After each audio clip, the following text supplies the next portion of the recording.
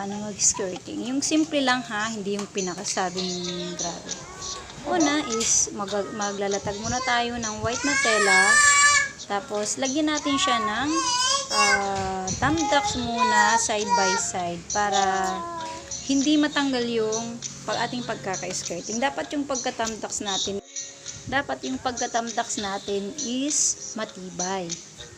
Kasi makapal man na tela ang gamitin natin sa pag-skirting is hindi siya madadala dun sa kabila. Hindi siya lalawlaw ang tela. Dito is gagawa ako ng pinya. So, gagawa tayo ng 13 folds. Sa akin kasi 13 lang ang ginagawa ko. Pero mas the more, mas maganda siya kung dadagdagan mo pa. At saka dito is yung depende sa iyo. Kailangan natin gumawa ng 13 nito. Ayan. Fold lang siya. Fold lang.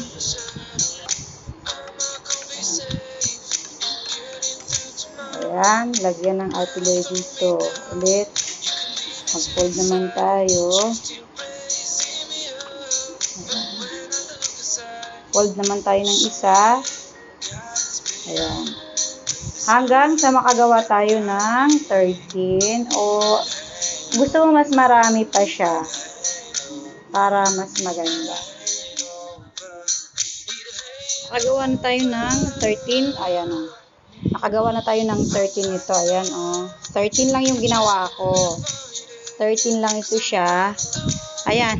Ang ginamit yung R-pillar, yung may kulay kasi naubusan kami. Kaya ayan ang ginawa ko. Naubusan ako ng mga R-pillar. Tapos ito naman, pag gumawa tayo nito ng dapat dyan, dapat pantay-pantay yan. Dalawa. Yan. Tapos ito naman, punta dyan. Dalawa-dalawa siya. Dapat dalawa-dalawa siya. Ikaw ang depende sa anong gusto mo. Tapos, dyan. Ito, dito isukat mo muna siya. Ganyan. Dito isukat siya. Isukat mo siya dito kung ano hanggang ano siya ka pare-pareho siya, no? Tapos lagyan mo siya ng R-pillar dito. Kaya pala mag-video pag mag-isa dyan.